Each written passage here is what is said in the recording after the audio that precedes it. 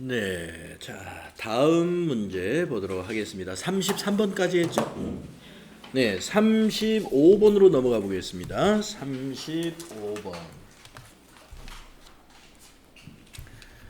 자, 35번 문제 보시게 되면은 다음 자료를 이용하여 거주자 김한공 씨의 23년도 종합소득 과세 표준을 계산하면 얼마인가 했습니다. 종합소득 과세 표준. 단 모든 소득은 세법에 따라 적법하게 원천징수가 되었습니다.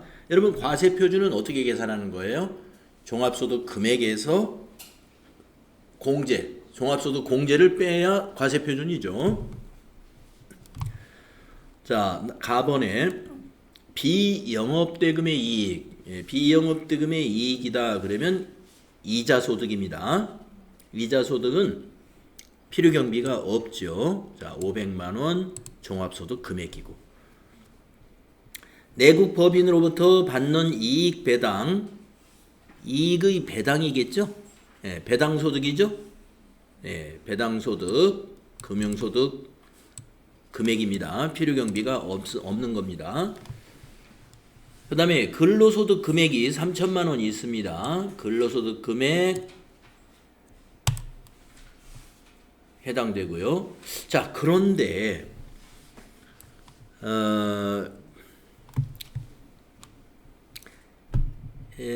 우리가 요 두 개 중에 이 두 개가 지금 금융소득인데 우리 금융소득의 그 페이지 한번 뒤로 돌아가 볼까요?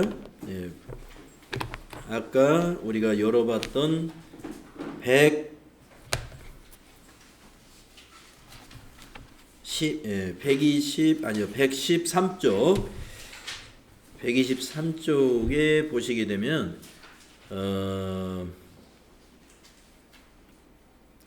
비영업대금의 이익과 그 다음에 일반적인 이자소득은 조건부 종합과세잖아요. 조건부 종합과세는 2천만 원 이하이면 2천만 원 이하이면 분리과세죠. 분리과세. 그래서 이거는 분리과세를 선택하면 됩니다. 그래서 1,500만 원은 종합소득 과세, 종합소득 금액에서 빠지게 됩니다. 분리과세를 선택을 하게 되기 때문에 금융소득이 2천만 원 이하이니까. 그렇게 되면은 이제 근로소득 금액 요 하나만 남게 되죠. 거기서 종합소득 공제를 뺍니다. 2천만 원. 소득 공제를 뺀 것이 과세 표준이에요. 그래서 1,000만 원이다. 이런 결론을 낼 수가 있네요. 그래서 35번의 답은 1,000만 원. 과세 표준은 1,000만 원. 1번이 답이 되겠습니다. 가와 나는 분리과세를 선택하기 때문에요. 다음에 37번으로 가보겠습니다. 자, 비슷한 문제입니다. 다음 자료를 이용하여 거주자 김한공 씨의 2023년 종합소득 산출세액을 계산하면 얼마인가? 자, 이번에는 산출세액입니다. 단 종합소득 과세 표준이 1,400만 원 이하인 경우에 세율은 6%입니다. 라고 했죠. 그러니까 이 문제의 과세 표준은 1,400만 원 이하로 문제를 낸 거예요. 1,400만 원 이하. 그러니까 과세 표준 구해가지고 6% 곱해주면 됩니다. 자, 산출세액을 한번 계산해 볼까요? 비영업대금의 이익, 금융소득이죠. 내국법인으로 받은 잉여금의 배당, 배당소득이죠. 아까 문제하고 아주 비슷합니다. 요 두 개 더하면 배당소득과 이자소득 두 개를 더하면 1,500만 원, 2천만 원 이하이기 때문에 분리과세로 분리하시고 근로소득 금액 3천만 원에서 종합소득 공제 2천만 원 빼면 1,000만 원이죠. 네, 1,000만 원이 과세 표준입니다. 그러면 1,400만 원 이하에 6% 세율 적용하면 산출세액은 60만 원이 되겠습니다. 1번이 되겠습니다. 네, 이렇게 쉽게 할 수 있는 문제를 냅니다. 다음 39번 문제. 다음 자료를 이용하여 거주자 이국세 씨의 2023년 종합소득 산출세액을 계산하면 얼마인가? 제시된 금융소득은 적법하게 원천징수가 되었다라고 되어 있네요. 산출세액 문제 똑같은 문제죠. 풀어보도록 하겠습니다.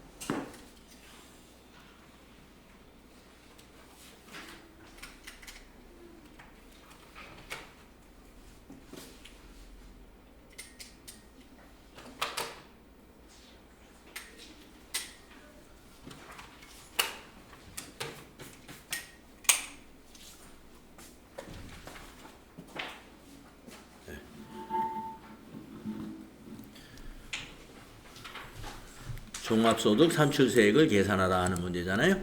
한번 계산해 봅시다. 비영업대금의 이익 200, 내국법인으로 받은 배당소득 300, 그 다음에 근로소득. 이거 마찬가지. 두 개 더하면 500밖에 안 돼요. 그래서 분리과세 빼고 근로소득 금액 1200, 종합소득 공제액이 500. 그럼 빼면 700만 원이 과세표준입니다. 종합소득 과세표준이 1400만 원 이하인 경우 세율은 6%다. 700만 원에 6%, 6, 7은 42, 1번 42만 원이 답이 됩니다. 다음 41번 보겠습니다. 다음 자료를 이용하여 거주자 한공혜 씨의 23년 종합소득 금액을 계산하면 얼마인가? 단 모든 소득은 국내에서 발생한 것으로 원천징수는 세법에 따라 적법하게 이루어졌으며 필요경비는 확인되지 않는다. 네. 종합소득 금액을 계산하시오 하는 문제입니다. 퇴직금 이거는 분류과세니까 분류과세이기 때문에 종합소득과 관련이 없는 거고요. 고용보험에 따라 받는 실업급여 비과세죠. 비과세는 소득금액으로 보지 않습니다. 소득으로 비과세 빼고요. 일시적으로 받은 원고료 2천만 원, 원고료 2천만 원이 기타 소득에 해당이 되는데 이 기타 소득은 60%가 필요 경비에 해당이 돼요. 그러면 6, 2, 12, 1200만 원을 뺀 800만 원이 기타 소득 금액이 됩니다. 그래서 2번 800만 원이다. 종합소득 금액은 800만 원. 기타 소득 금액만 해당이 됩니다. 아시겠죠? 가번의 퇴직금은 분류과세, 그러니까 종합소득이 아니에요. 그 다음에 나번의 실업급여는 비과세, 근로소득이기 때문에 이것은 소득으로 보지 않는 것이죠. 그래서 답이 2번입니다. 다음에 43번을 보겠습니다. 다음 자료에 의하여 거주자 김한공 씨 23년 종합소득 과세표준을 계산하면 얼마인가? 자, 과세표준은 소득공제를 빼주는 겁니다. 필요경비나 소득공제. 자, 금융소득으로 단 제시된 금융소득은 적법하게 원천징수가 되었다. 자, 직장공제회의 초과 반환금 무조건 분리과세. 그러니까 종합소득 과세표준에는 들어가지 않습니다. 무조건 분리과세. 국가보안법에 의한 상금, 이게 국가보안법이라는 건 법률이죠. 법률에 의한 상금은 비과세입니다. 비과세 기타 소득에 해당이 되는데 비과세니까 과세표준에 포함되지 않죠. 근로소득 금액이 1,500만 원이 있습니다. 이것은 종합소득 과세표준에 포함이 됩니다. 근로소득 금액이니까 근로소득 공제는 뺀 거고 종합소득 공제 600만 원 빼주시면 돼요. 그러면 900만 원이 과세표준입니다. 1번 900만 원이 과세표준이다. 1,500에서 600만 원 뺀 거예요. 다음에 45번 보겠습니다. 다음 자료를 토대로 거주자 김한공 씨의 23년 종합소득 금액을 계산하면 얼마인가? 종합소득 금액을 계산하라. 단 모든 소득은 국내에서 발생한 것으로 세법에서 규정된 원천징수는 적법하게 이루어졌습니다. 종합소득 금액을 계산하는 거죠. 가번 근로소득 금액 2,500만 원 해당되고요. 은행의 정기예금 이자 소득 100만 원 이자 소득 금액이죠. 정신적 필요에 의한 보상금 정신적 피해에 의한 보상금 기타 소득이죠. 상장 주식 양도 차익 소액주주의 양도 차익은 과세하지 않습니다. 그래서 비과세. 자, 그러면은 종합소득 금액에서 보면은요, 요거는 기타 소득이지만 300만 원 이하에 해당되는 기타 소득은 분리과세를 선택합니다. 분리과세. 300만 원 이하인 기타 소득은 분리과세를 선택할 수 있습니다. 자, 그러면은 은행의 정기예금 이자가 요게 금융소득이잖아요. 2천만 원 이하잖아요. 이것도 분리과세. 2천만 원 이하의 금융소득은 분리과세. 그러면 근로소득 하나만 남았습니다. 근로소득 2,500만 원이 종합소득 금액이 된다.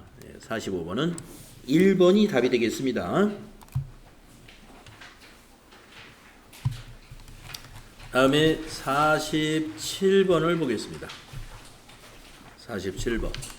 다음은 거주자 김한공 씨의 23년 소득 내역이다. 이를 토대로 김한공 씨의 종합소득 과세 대상 금액을 계산하면 얼마인가?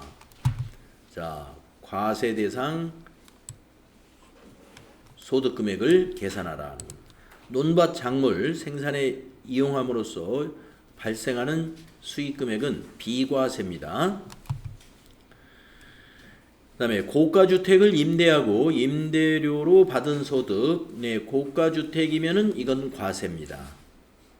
그래서 2,400만 원을 받았고 필요경비가 1,400입니다. 우리가 사업소득이기 때문에 필요경비를 제외하죠. 그러면 소득 금액은 1,000만 원이죠. 다음에 세 번째, 복권 및 복권 기본법에 따른 복권 당첨금은 무조건 분리과세가 됩니다. 그래서 이건 해당되지 않습니다. 무조건 분리과세는 종합과세를 하지 않죠. 다음에 마지막 네 번째, 일시적인 문해 창작의 대가 1,500만 원, 필요경비는 확인되지가 않는다. 자, 그러면 60%의 필요경비가 인정이 됩니다. 그러면 40%가 기타 소득 금액이 되겠죠. 그래서 계산을 하면 얼마예요? 40%, 4, 5, 20, 4, 1은 4, 600만 원이죠. 600만 원. 그러면 종합소득 과세 대상 소득 금액은 1,600만 원이 되겠네요. 47번은 1번이 답이 되겠습니다.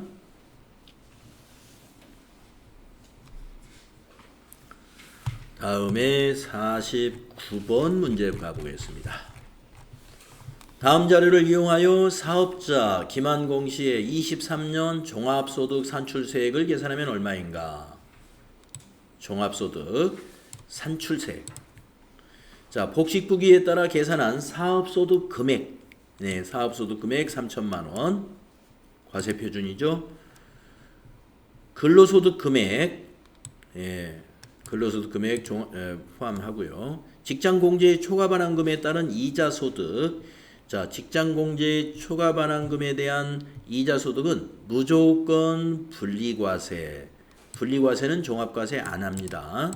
이건 제외하시고. 종합소득공제와 그 밖의 소득공제 합계. 자, 보겠습니다. 그러면은 이걸 하기 전에 사업소득 금액과 근로소득 금액 8천만 원이 종합소득 금액입니다. 요게. 그래서 소득공제, 여기 밑에 라번에 있는 소득공제를 빼줍니다. 2,400만 원을 뺀 게 과세 표준이에요. 자, 8천에서 2,400을 빼면은 5,600이죠. 네, 5,600만 원의 과세 표준을 밑에 세율표에 적용하면 산출을 할 수가 있습니다. 세액을. 자, 그러면은 누진 공제액이라는 걸 이용해서요. 5,600만 원이면 8,800만 원 이하에 해당이 되겠습니다. 그래서 요 누진 공제액이라는 값을 주었기 때문에 5,600만 원을 24%를 곱하기 해요. 예. 그런 다음에 이 576만 원을 빼주세요. 한번 계산기, 제가 지금 계산기가 없으니까 여러분 계산 한번 해보세요. 5,600만 원에다가 이 세율표는 그렇게 이렇게 적용하는 거예요. 여기 세율을 정합니다. 24%를 곱하기 하시고 그 옆에 있는 누진 공제액을 빼주면 산출세액이 나오는 거예요.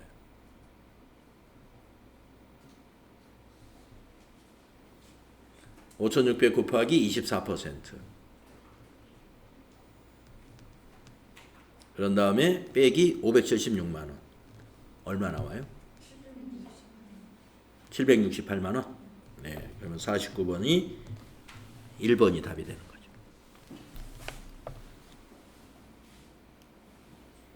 네, 종합소득 산출세 1번이 답이었습니다. 다음 51번 가보겠습니다. 다음에 신용카드 사용액 중에서 신용카드 등 사용금액에 대한 소득공제 대상인 것은, 자, 소득공제 대상인 것, 법인의 손금이나 개인 사업의 필요경비인 것. 예, 필요경비로 쓰는 사업에 들어가는 경비는 개인의 신용카드 사용금액이 아닙니다. 그래서 1번은 대상이 아니고, 2번 취득세 과세 대상 재산을 구입했어요. 안 됩니다. 이것도 신용카드 사용금액으로 입력하면 안 되고, 국민건강보험료로 신용카드로 지출했어요. 이것도 안 됩니다. 4번 미용을 위한 성형수술을 했어요. 이것은 신용카드 사용금액으로 포함됩니다. 성형수술 미용은 의료비 세액공제는 적용을 안 하지만 신용카드 사용금액은 해당이 되는 거예요.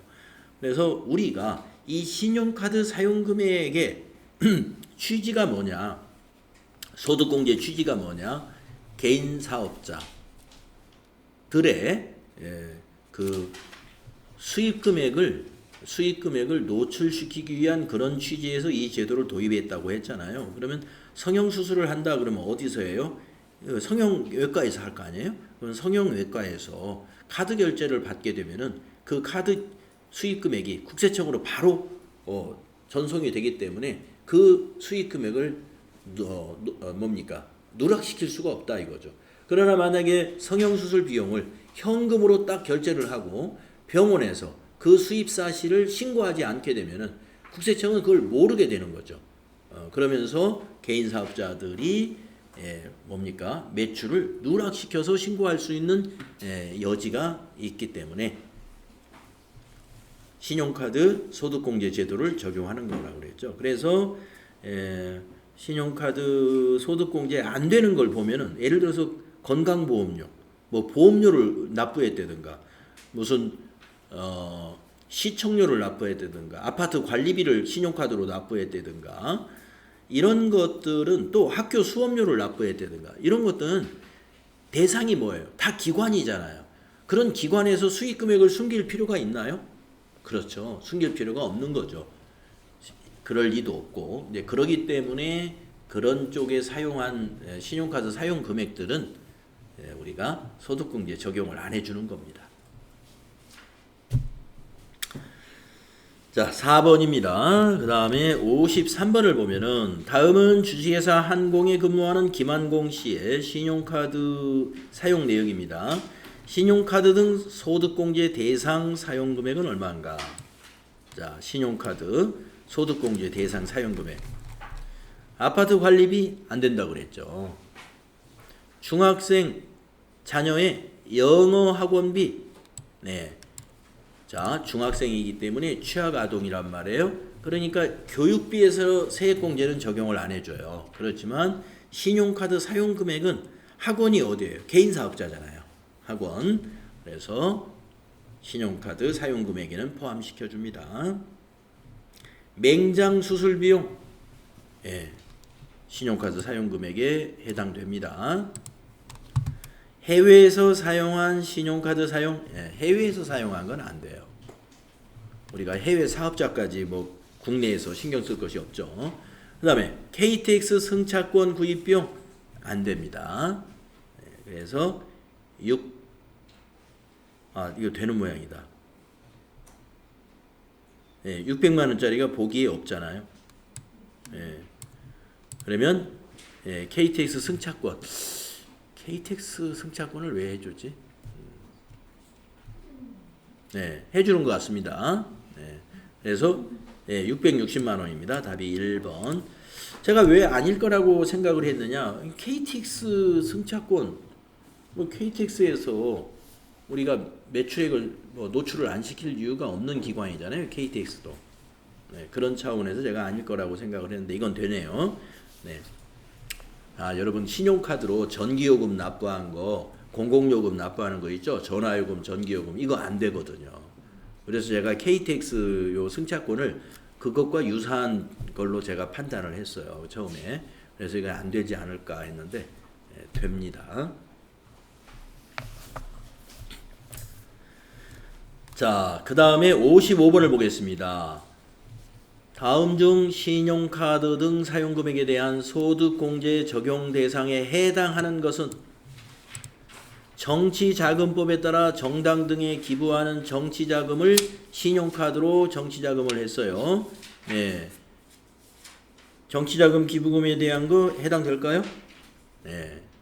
안 됩니다. 신용카드로 기부한 거 신용카드 사용금액에는 안 되고 정치자금 세액공제는 적용해 줍니다.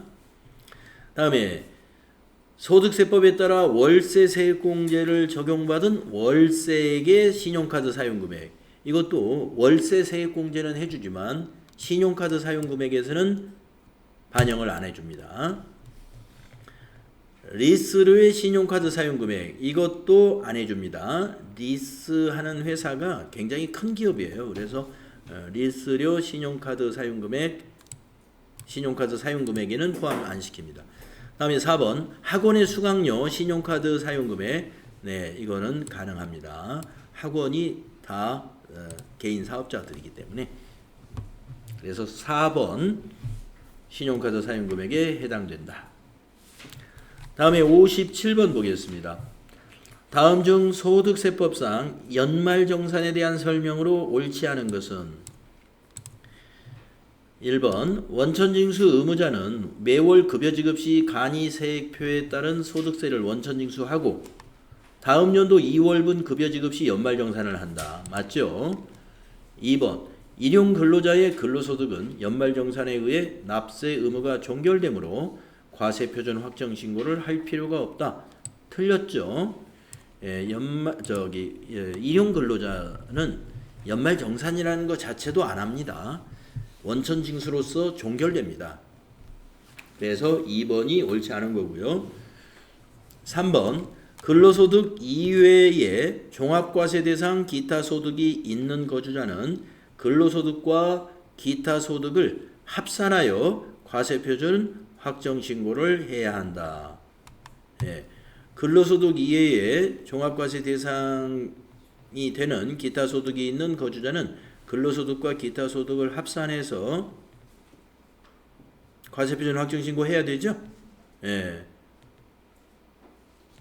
3번 맞고요. 4번 이미 원천징수하여 납부한 소득세의 과오납으로 인한 환급액은 납부할 소득세액에서 조정하여 환급한다. 맞습니다. 그래서 아까 옳지 않은 것은 2번이 옳지 않은 거였어요.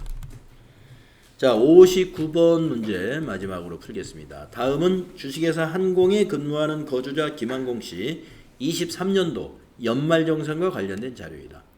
연말정산에 의한 소득세 환급세액은 얼마인가? 주어진 자료 이외에 고려하지 않는다. 자, 환급세액이 있는 모양이에요.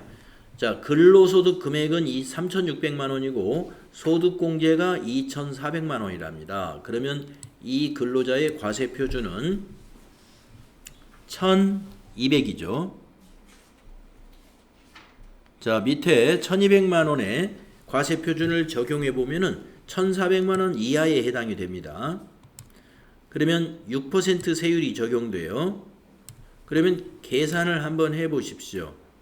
1200만 원의 6%는 얼마인가요? 72만 원이죠. 그러면 72만 원이 산출세액입니다. 자, 72만 원 산출세액에서 세액공제를 적용하면 됩니다. 라번 김한공 씨 세액공제 합계액은 52만 원으로 가정을 하고요. 그러면 52만 원을 뺍니다. 그러면 20만 원이 결정세액입니다. 20만 원을 결정세액이라고 그래요. 아까 72만 원은 산출세액이었어요. 자, 20만 원의 결정세액이 결정이 됐는데 마번에 보면은 23년 근로소득 원천징수세액, 그러니까 매월 급여를 받을 때 50만 원이 원천징수 됐어요. 그러면 30만 원을 환급받아야 되겠네요. 그죠? 예, 원천징수 50만 원이 기납부세액이에요. 요게 기납부세액. 그래서 기납부세액을 뺀 것이 우리가 납부할 세액인데, 납부할 세액이 마이너스 30만 원이 나오죠. 그래서 마이너스 30만 원이니까 그것이 환급세액이 되는 것이다. 그래서 답이 3번이 되겠습니다. 네, 우리가 좀 지루했는데요. 소득세 이론 문제가 여러분 전체 평가시험 100점 만점에서 소득세 이론은 9점 정도 됩니다. 9점. 네. 그렇지만 앞에서 그 이론 정리한 것만 가지고 여러분이 그런 문제를 딱 만나게 되면 멘붕이 올 수가 있어요. 네, 뭐 9점을 다 포기할 수가 있다 이겁니다. 그런데 이렇게 문제를 많이 풀어보시게 되면은 여러분이 적응이 된단 말이에요, 문제에. 그래서 여러분이 알고 있는 그 소득세 지식을 잘 짜집기 하면 9점 다 맞출 수 있어요. 그래서 이렇게 우리가 연습을 했다. 그래서 소득세 이론 준비를 다 마쳤고요. 우리가 이제 실무 수행에 가서 소득세는 제가 쉽다고 그랬죠. 그래서 이제 나중에 해보시면 아 정말 쉽구나 하는 걸 알 수가 있게 됩니다. 자, 이제 여러분 교재로 다시 들어가서 151페이지 프로그램의 시작이 있는데요.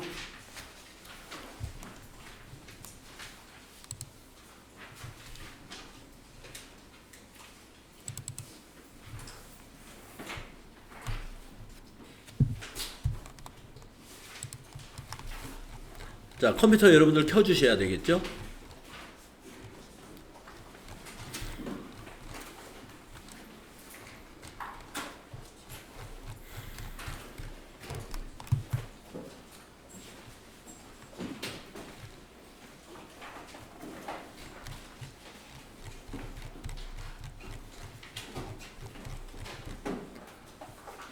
백데이터는 이제 우리가 그 TAT 2급 백데이터를 설치를 할 겁니다. 같이 설치하도록 하겠습니다.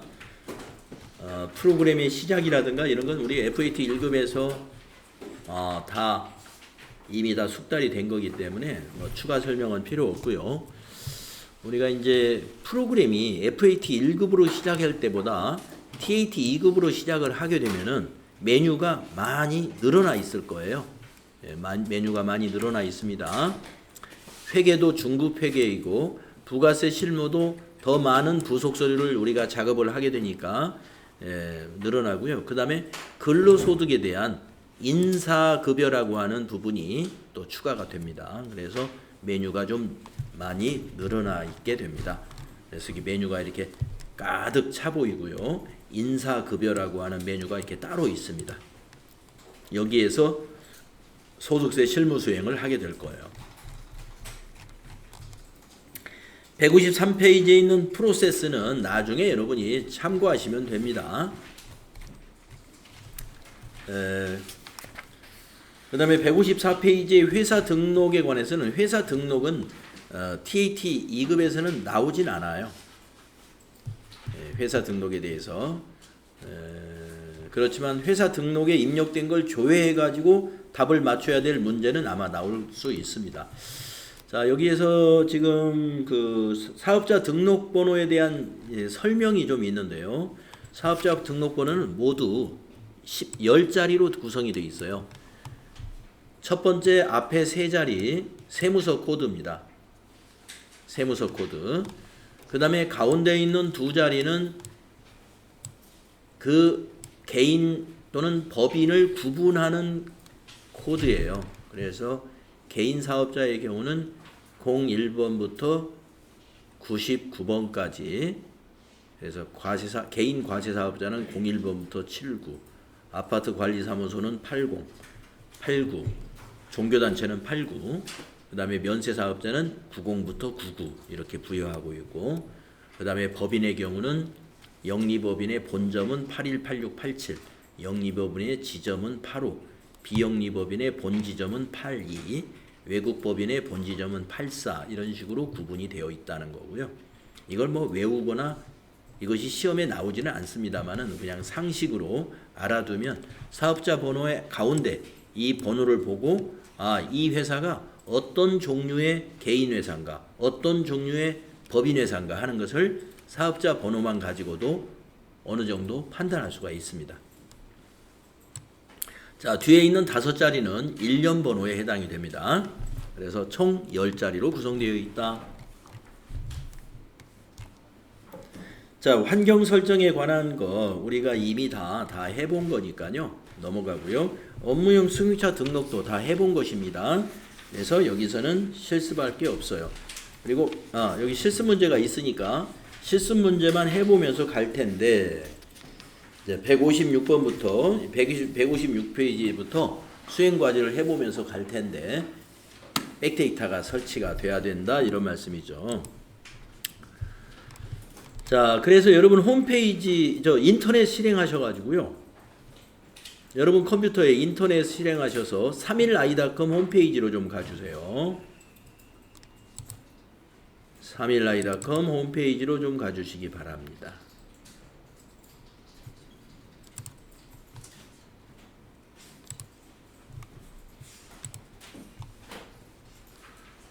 네, 여러분 집에 있는 PC에서도 TAT 2급으로 실무 수행을 할 때는요. 첫 번째 백데이터를 처음에 설치를 하셔야 되잖아요. 처음에 설치하실 때 31i.com으로 찾아가셔가지고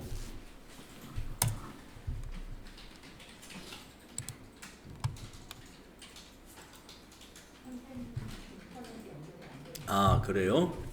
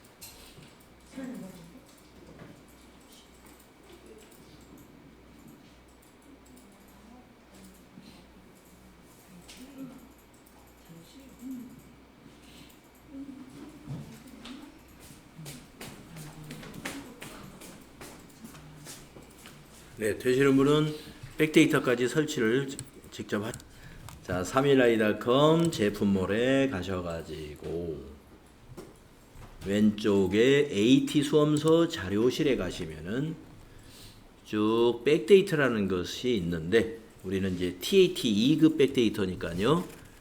TAT 세무실무 2급 백데이터 2023년 3월이라고 되어 있는 요 항목이 되겠습니다. 세무실무 2급.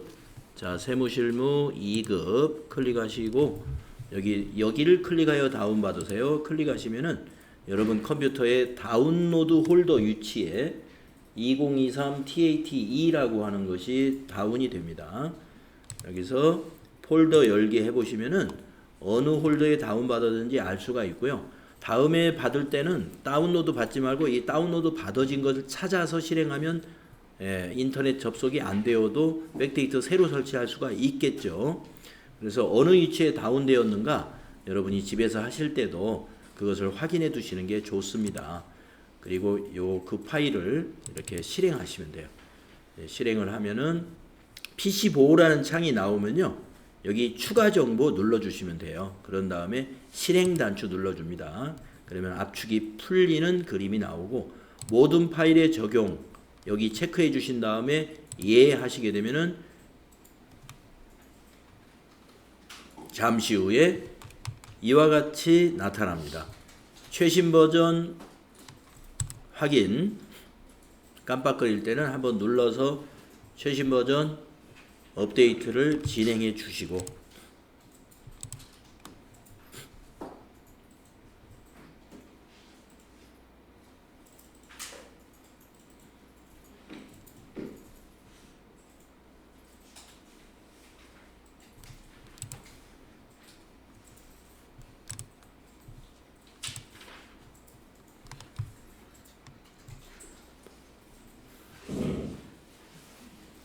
진행을 하고 나면 프로그램이 자동으로 실행이 돼야 되는데 안 되네요. 그러면 다시 한번 설치하겠습니다. 더블 클릭 다시 하고 모든 파일에 적용 예.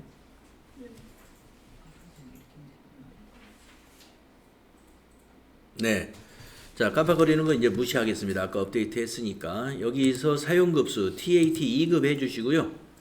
회사 코드는 이제 맨 위에 있는 2000번으로 당분간 쭉 할 겁니다. 2000번.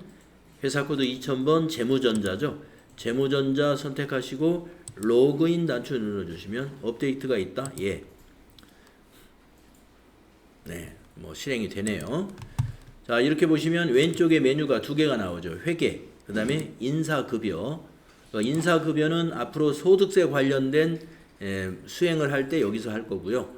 재무회계, 부가가치세 쪽은 여기 회계에서 하는데 메뉴가 여기에서 많이 늘어났다는 거예요. 여기하고 이쪽에서 메뉴가 좀 늘어나 있습니다.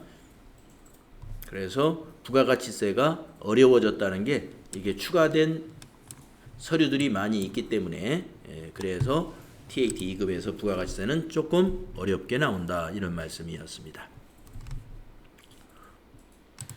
네, 그래서 이제 오늘 빠지신 분 빼고는 다 됐어요. 그래서 오늘 빠지신 분은 내일 나오자마자 이 백데이터 설치하라고 여기 옆에 분이 좀 알려주세요. 네, 여기 세 분은 백데이터 설치를 하고 수업을 하셔야 됩니다. 자, 156페이지 실무 수행 한번 해보겠습니다. 업무용 승용차 등록을 한번 해보라는 거예요. 가끔 이게 시험에 나오니까 한번 해봅시다. 재무전자의 업무용 승용차를 등록하기 위해서 다음을 수행하라. 수행 1번. 고정자산 등록 메뉴에다가 등록을 해라. 자, 고정자산 등록 메뉴 한번 가볼까요? 여기에 있죠. 고정자산 등록의 맨 위에 있습니다. 여기를 클릭하시고 자, 고정자산의 계정 과목 엔터를 3번 치세요. 여기서는. 그리고 여기 밑에다가 계정 과목을 입력하는 것을 우리가 연습을 했었으니까요. 같은 방법으로 계속 하겠습니다. 자, 계정을 더블 클릭해서 계정 과목이 차량 운반구네요. 차량 운반구 선택하고 확인. 자, 156페이지 표에 있는 코드입니다. 예, 301번. 자산은 차량 1.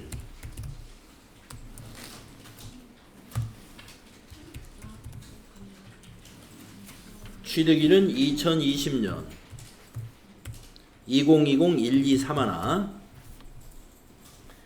그 다음에 기초가액에 넣어야죠. 2020년에 취득했으니까 4,500만원. 전기말 상각누계액 1,800만원. 쭉쭉쭉 내려가서 내용연수 10번에다가 5년. 삼각방법 정액법, 예, 정률을 정액으로 바꿉니다. 9번에 정액법은 1번이 정액법이에요. 1 하면 정액법으로 바뀌고 그 밑에 내용연수는 5로 입력하시면 돼요. 정액법 5. 그 다음에 800번대. 800번대가 이거죠. 예, 800번대. 네, 그대로 두시면 여기 회사 계상 상각비 900만원 하고 나오죠. 예, 900만원. 자, 다음은 수행 2번을 보도록 하겠습니다. 고정자산 등록에 등록한 업무용 승용차를 업무용 승용차 등록 메뉴에 등록하시오. 네, 그러면 업무용 승용차 등록 메뉴는 어디 있어요? 전체 메뉴 가셔가지고 기초정보 관리에 있었죠. 네, 여기 업무용 승용차 등록 코드 101 그대로 넣어주시고 차량 번호 25 5 7466 차종 그랜저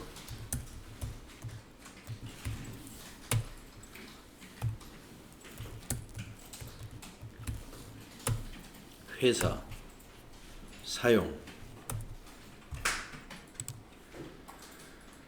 사용까지 한 다음에 오른쪽에 기본사항에서 고정자산 코드에 있는 요 물음표 단추 눌렀죠. 그리고 아까 차량 1이라고 자산명으로 등록했던 그 차를 확인해 주죠. 그러면 여기 6번까지 7번까지 완료가 됩니다. 그랬죠? 그 다음에 8번에 기초 주행 누적거리 31,000 31000 업무 전용 자동차 보험. 그 다음에 맨 마지막에 보험 기간 10번에 입력해요. 2023 0904부터 2024 0904까지죠. 네. 뭐 고정자산 등록이라든가 네, 그 다음에 업무용 승용차 등록 시험에서 출제될 수 있는 겁니다. TAT 2급에는 이렇게 쉰 건 잘 안 나옵니다. FAT 1급에서 이런 문제가 나와요. 나올 수 있어요. 자, 수행과제 풀이 여기 보시면은 우리가 입력한 거하고 일치할 거예요. 잘 안 되신 분 혹시 있나요? 잘 되었죠? 뭐 제가 뭐 틀렸나요? 보험 가입.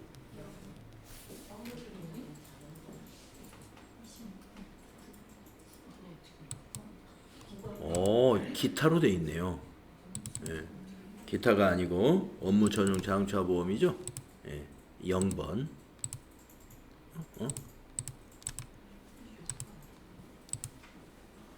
0번.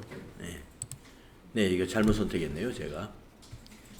보험 가입 여부에 업무 전용 자동차 보험 법인 이걸로 해놔야 돼요.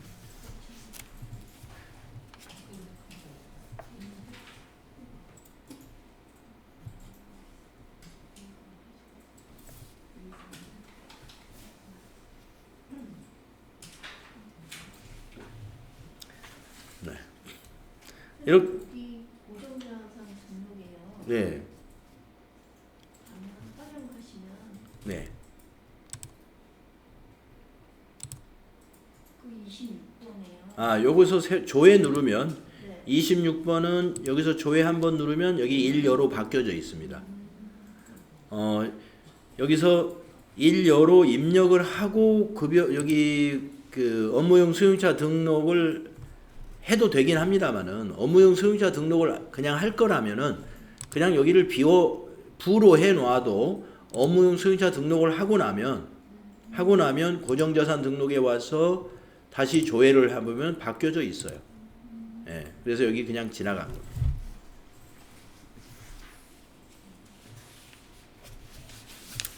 자, 그래서 고정자산 등록과 업무용 수용차 등록이 이런 연관관계가 있으니까요. 예, 이런 수행을 우리가 할 줄 알아야 되는 거고, 그 다음에 157페이지 하단에는 개정 과목 및 적요 등록에 관한 내용이죠. 뭐 이것도 여러분 FAT 1급 때 다 이 메뉴에 대해서 설명을 다 했기 때문에 설명은 생략하고 수행 과제만 하면서 지나가죠. 자, 158페이지 밑에 있는 수행 과제. 재무전자는 다음의 개정 과목에 관리 항목을 추가로 등록하고자 한다. 이것도 우리 해봤었어요. 업무용 승용차 관련된 다음의 개정 과목에 관리 항목 추가 설정을 수행하시오. 똑같은 거 나왔어요.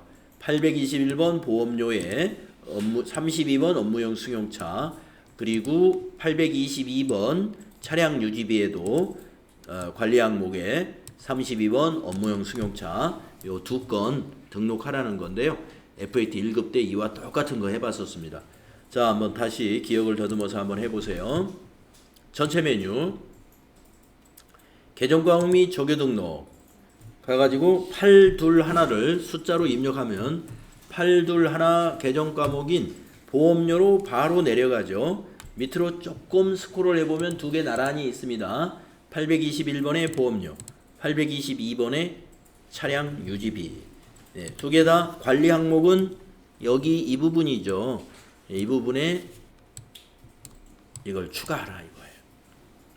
그러면 보험료부터 추가한다면 보험료의 관리 항목 셀을 더블 클릭하죠. 그러면 관리 항목의 내용이 쭉 보이는데 아래로 바짝 내려가서 맨 밑에 있는 관리 항목이 업무용 승용차라는 관리 항목이에요. 여기 X라고 사용이 X로 되어 있으므로 사용이 안 되는 거니까 이 X를 눌러서 동그라미 5로 바꿔주고 확인 눌러주면 여기 업무용 승용차라는 단어가 나타나게 됩니다. 그 밑에 차량 유지비도 같은 방법으로 합니다. 관리 항목 셀을 더블 클릭하고 아래로 스크롤을 바짝 내려가 가지고 32번 업무용 승용차의 X 클릭을 해서 동그라미 5로 바꿔주고 확인. 네, 그래서 그 단어가 여기에 나오도록 하면 되는 것이죠. 기억나실 거예요.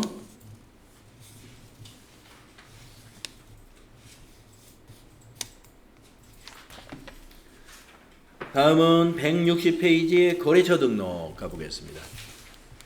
네, 거래처 등록도 FAT 1급에서 우리가 일반 거래처, 금융거래처, 카드거래처로 구분해 가면서 입력을 다 해봤기 때문에 거래처 등록은 그냥 메뉴가 거래처 등록이라는 메뉴가 무슨 메뉴다 하는 거 설명하고 있는 거고요. 그 다음에 전기분 재무상태표, 전기분 재무상태표 우리가 초기 2월 하는 거 다 입력을 해봤었죠.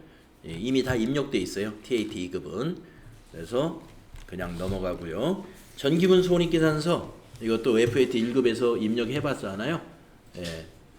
전기분 손익계산서 이미 다 입력돼 있습니다. 재무전자는 넘어가고요. 전기분 원가명세서 이미 다 입력은 돼 있습니다만은 전기분 원가명세서는 우리가 제조업이니까 한 번도 안 봤잖아요. 그래서 한번 보고 가도록 하겠습니다. 자, 전체 메뉴 가셔가지고 앞에서 FAT 1급을 했을 때는 원가 명세서라는 걸 아예 입력을 안 했었어요. 전기분께 없으니까. 도소매업이었으니까. 그런데 이 재무전자는 제조업이에요. 제조업이니까 원가 명세서 입력이 돼 있을 거예요. 한번 보겠습니다. 원가 명세서. 전기분 원가 명세서 클릭하시고. 자, 위에 보면은 매출원가 코드를 입력해 달라고 기다리고 있는데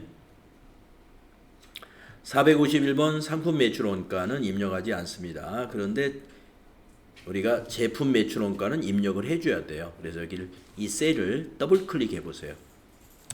더블 클릭하면은 코드가 나오는데 그 중에서 제품 매출 원가 455번이 있어요. 이걸 선택하고 확인. 그리고 엔터를 쳐보면 커서가 그 옆으로 이 셀로 넘어가는데 1번이 500번, 여기 보시면 1번 500번, 2번 600번, 3번 700번이 있습니다. 그러니까 제품 매출 원가에서 우리는 500번대를 쓸 거예요. 그래서 1번 원가 경비 1번을 선택해 줍니다. 네, 그러면 제조회사다라고 나타나죠. 이렇게 하고서 확인을 눌러줍니다. 밑에서 확인. 그러면 우리가 입력해 놓은, 우리가 입력하진 않았지만 백데이터로 입력되어 있는 전기분의 원가 명세서가 입력이 되어 있습니다. 원가 명세서는 양식은 오른쪽에 갖춰져 있어요. 자, 원가 명세서는 어떤 구성을 갖추고 있는지 한번 볼까요? 재료비, 노무비, 경비, 이 원가의 3요소라고 하거든요. 그래서 전기분의 재료비는 2억 1,050만 원, 전기분의 노무비는 7,200만 원, 전기분의 제조경비는 1억 4,700만 원이었습니다. 그런 내용이 여기에 입력되어 있는 거예요. 코드를 보면 전부 500번대라는 걸 알 수가 있습니다. 앞으로 여러분이 전표를 입력하면서 500번대 코드를 입력하게 되면 제조원가로 간다 하는 것을 여러분이 꼭 기억하고 있어야 돼요. 제조원가로 간다. 500번대 코드로 뭔가를 입력하면 제조원가로 간다. FAT 1급에서는 500번대로 입력하는 일이 전혀 없습니다. 도소매업에 해당되기 때문에 그렇게 입력하면 안 되죠. 그러나 TAT 2급은 제조원가로 가는 것도 있습니다. 여기 보시면은 복리후생비, 여비교통비, 통신비, 감가상각비, 차량유지비, 소모품비 이런 거 있잖아요. 우리 판매관리비에서 800번대 코드로 많이 입력했던 그런 계정 과목들이죠. 네. 그래서 단기 총 제조 비용에서 기초 제공품 재고액을 더하고 기말 제공품 재고액을 빼가지고 단기 제품 제조원가를 이렇게 구하는 거거든요. 제조원가 부분에서는 일단 시험에는 안 나와요. 시험에서는 나오진 않습니다만은 우리가 처음 보는 거니까 제조원가 명세서의 구성을 한번 보시라고 일로 들어와 봤습니다. 자, 다 닫아주시고요. 오늘은 여기까지 해보는 것으로 하고 162페이지 10번 11번은 그냥 패스하면 됩니다. 입력할 것이 없거든요. 그래서 다음 시간에 전표 처리 바로 165페이지부터 해보도록 하겠습니다. 165페이지에 전표 입력하는 연습 문제. 자, 여러분 그동안에 이제 TAT 2급 이론 공부하느라고 굉장히 힘들었어요. 예, 힘들었고 지금부터는 이제 실무 수행이기 때문에 어려움 없이 자, 이제 적응 재미있게 할 수 있을 겁니다. 자, 오늘 수고하셨습니다. 네.